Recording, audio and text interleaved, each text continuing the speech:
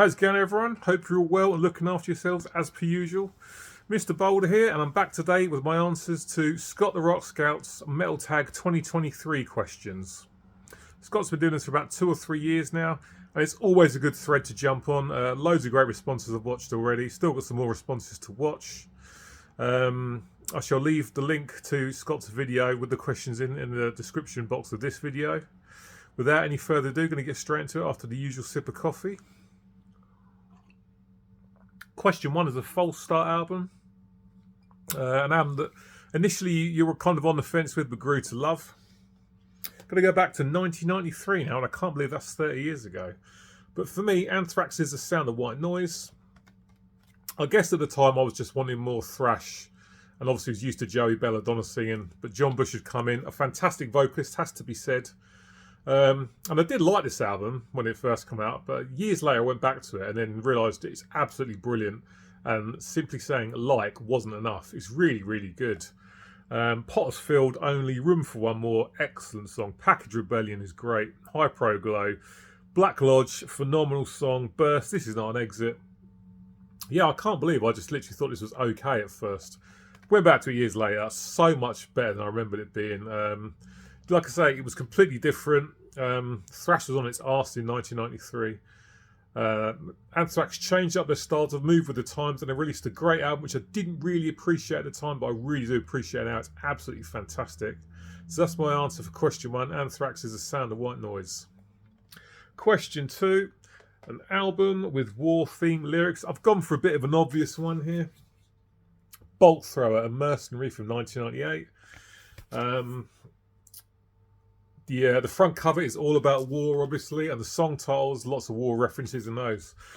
Stuff like Return from Chaos, title track, To the Last, Behind Enemy Lines, the excellent No Guts, No Glory, 6th chapter. Bolt Throwers, Mercenary is an album that has absolutely got war all over it, whether it's in the album cover art, lyrics, or the song titles. Question 3, most influential metal musician of the last 10 years. Now, the guy I was going to name has actually been mentioned by 2 other people, so I decided to choose someone else. I decided to go with Vogue from Decapitated. As a rhythm guitar player myself, I always look up to other rhythm guitar players.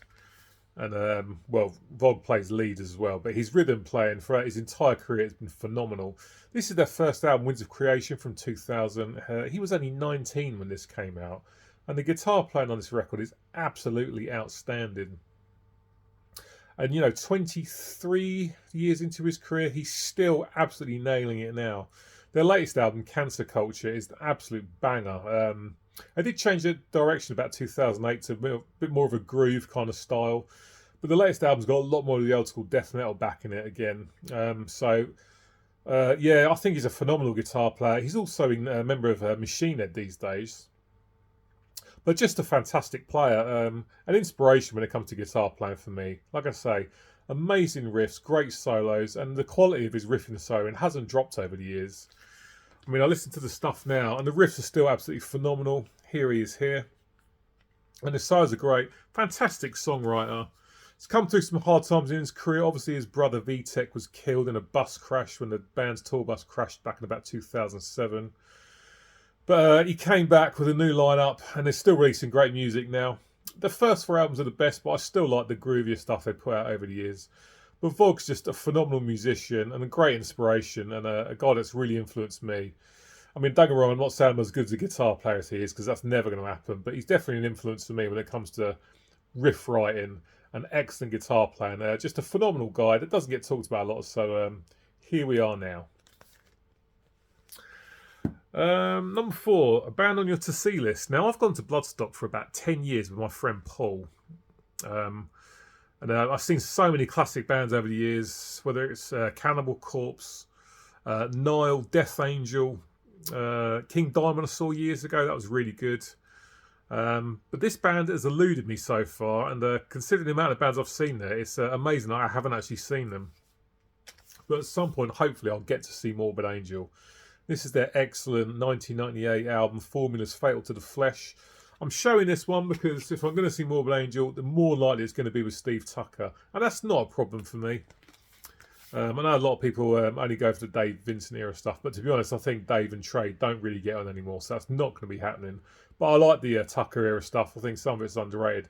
A couple of them are not great, but this one is a fucking absolute beast. So yeah, hoping to catch these guys at some point. But yeah, of all the classic bands that I've seen, especially the old school death metal bands, I think Morbid Angel is the only one I've not seen. So that's my answer for that question. An album that energises you? Didn't even have to think about this. Municipal Waste and the Art of Partying from 2007.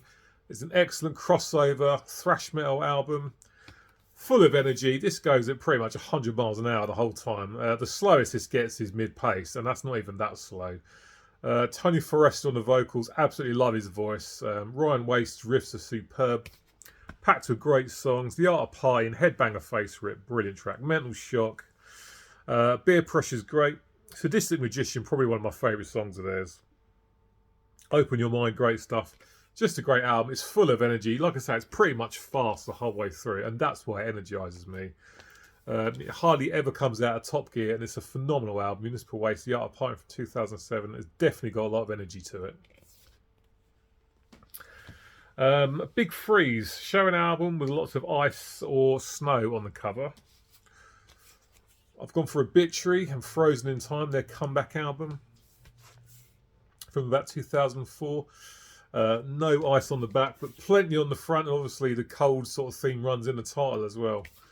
Decent cover up from these guys. On the Floor, Insane, Back Inside, Standalone, Slow Death. So that's my choice for that, an album with snow and ice on the cover. Song title with Royal Ties.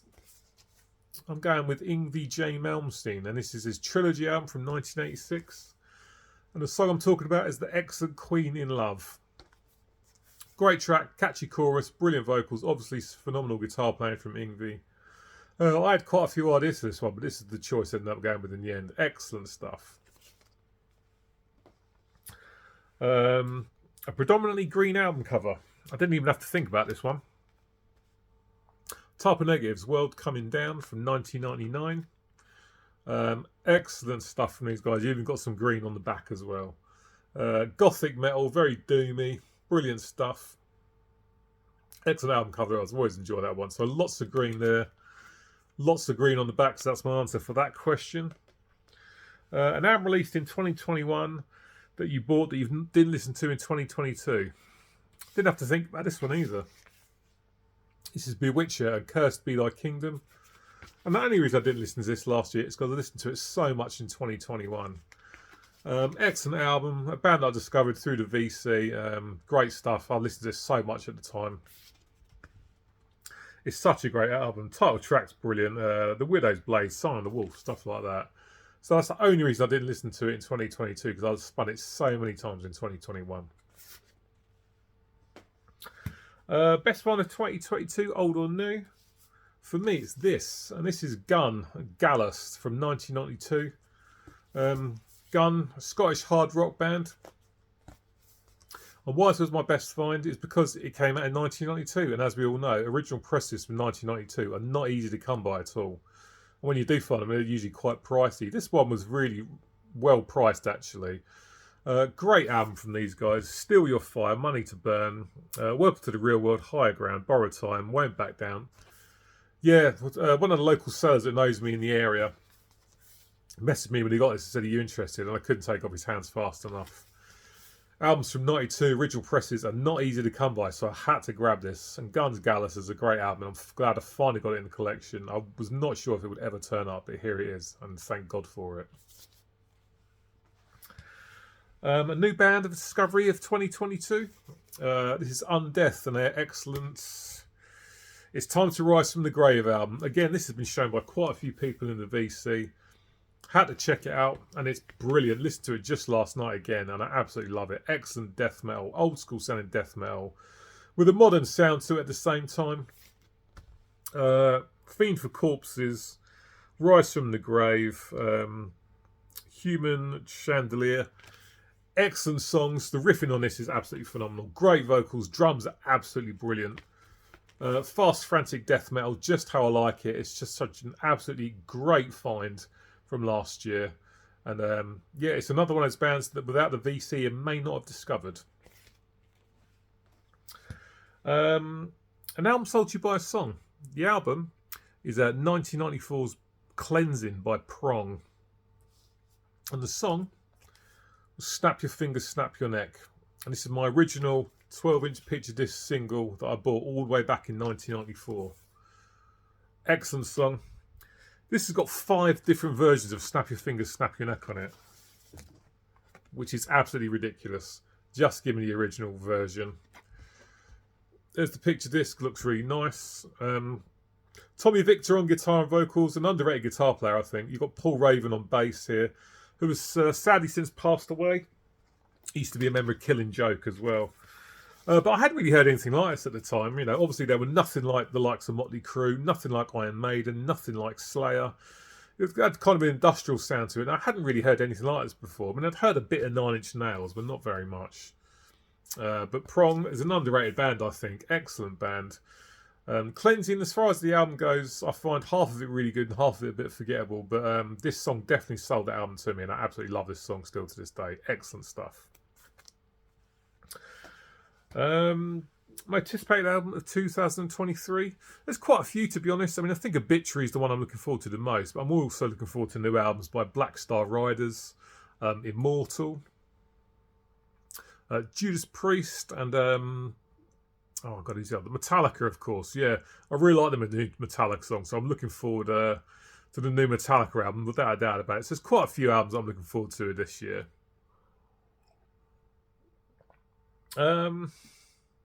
23rd album on your shelf, AC/DC, The Razor's Edge. Good album, have to say. I mean, I used to think Side B was a bit weak, and it's still not as good as Side A, but I went back to this not long ago when I did my AC/DC album ranking, of course. So I found some stuff on Side 2 that I initially thought wasn't great, but it's much better. Shot of Love's good, Got You by the Balls, Goodbye and Good Riddance to Bad Luck, but this album's all about Side A, of course. Thunderstruck, Fire Your Guns, Money Talks, The Razor's Edge. That's the 23rd album that's on my shelf. Last album that went into your collection. It's turned up just yesterday. This is Unleashed, and I can't remember the title. The Hunt for the White Christ. Excellent death metal from Sweden. I only got these guys' debut, so I wanted to pick this one up. Get more of their stuff, and I've got their most recent album on the way as well, but it hasn't arrived yet. So that's the most recent album that's come into my collection, Unleashed, and death metal from Sweden. A random pull from your collection. I reached in and pulled this out, and this is Black Sabbath's Headless Cross from 1989. From the very underrated Tony Martin era. If you're interested, the entire Tony Martin era apparently is being reissued this year, which is good because some of those albums are hard to come by. Picked this up at Record Fair quite a few years ago. Great album. Cozy Powell on the drums, a legend. But title track Headless Cross is great. When Death Calls, Call of the Wild, Black Moon, etc. Good album, this. Yeah, definitely an underrated era. If you've not heard Headless Cross or you're in the Sabbath, I'd definitely recommend giving it a listen. A band you discovered through social media. Didn't have to think about this one either, because Hellripper was getting shown absolutely everywhere back in 2021. A lot of people were showing this, and I had to check it out. When I checked it out, I was not disappointed. An album and a band that absolutely lived up to the hype. This is an album that's absolutely rammed with amazing riffing, superb drums, and excellent vocals. I'd never heard of Black and Thrash before I'd heard of this, and now Black and Thrash is absolutely everywhere. So Hellripper, James McBain is an absolute beast on the guitar. Great album. I've just got one of his other albums in the post today on CD. Sorry, no, I got that yesterday. And yeah, this is a really, really good album, and a band that everyone was talking about, so I had to check it out.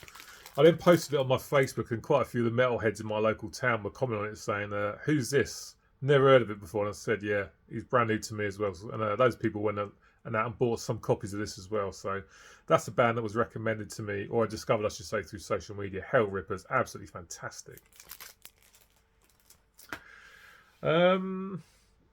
Just have a quick look here. Where do you see your collection being in about 5 years' time? To be honest, I'm going to have to slow down, I think, so I'm kind of running out of room. Not only that, the prices of everything is getting ridiculous these days. I mean, to be honest, a lot of people have been talking about records being expensive for a while, and rightfully so. But I've noticed CDs are getting bloody expensive now, and cassettes. Well, more sort of old cassettes, you know. But when the new Zentrix album was released in November, I remember looking at it on Amazon, and the CD was nearly £19, which is just ridiculous. But if you watched last week's video, you'll have seen I've bought a cassette player now. So I've been looking at some old school cassettes on eBay and that, and some of them going for serious money. Stuff like Iron Maiden, Seventh Son, £30 for a cassette, you know. So I'm probably not going to be buying lots of cassettes, has to be said. But yeah, I'm going to have to either sell some stuff on or stop buying too much because I'm kind of running out of room, it has to be said. So that's my answer for that question. A new release that you didn't buy from last year because of the price. I didn't have to think about this either. This is Twisted Sister's Big Hits and Nasty Cuts, the best of they put out in 1992. As far as I'm aware, it was never released on vinyl at the time.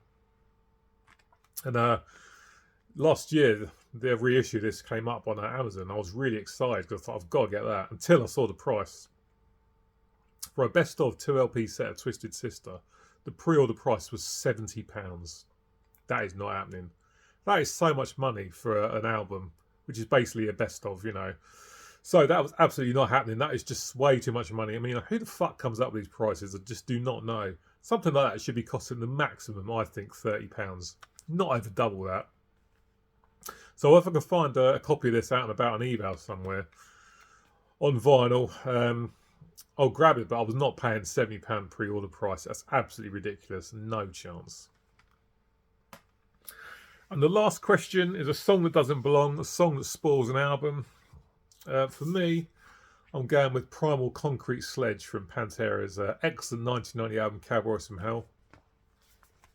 I can listen to this song in the context of the album and I can enjoy it, but at the same time, when I actually look at it, it's nowhere near as good as everything else on this record. And I'm amazed it's track 2, to be honest. I mean, when you've got stuff like Cowboys from Hell, Heresy, Domination, Medicine Man, Message in Blood, The Art of Shredding, for me, it's just easily the weakest song. And if it wasn't on there, it just would not bother me in the slightest. Primal Concrete Sledge, for me, is a song that really lets this album down. But the rest of it's absolutely phenomenal. So there we go. That's my answer to the last question. Right, guys, that is it for today. Thank you for watching to the end. I forgot to say this, so I'm going to say it today. I forgot to say this last week, I should say. Thanks to everyone who watches, comments, likes, subscribes to the channel. It's much appreciated. Picked up quite a few new subs recently, so thanks for watching. And if you've been with me from the start, obviously thank you for your continued support. I shall be back with you next week, so until then, cheers, take care, and I'll see you later.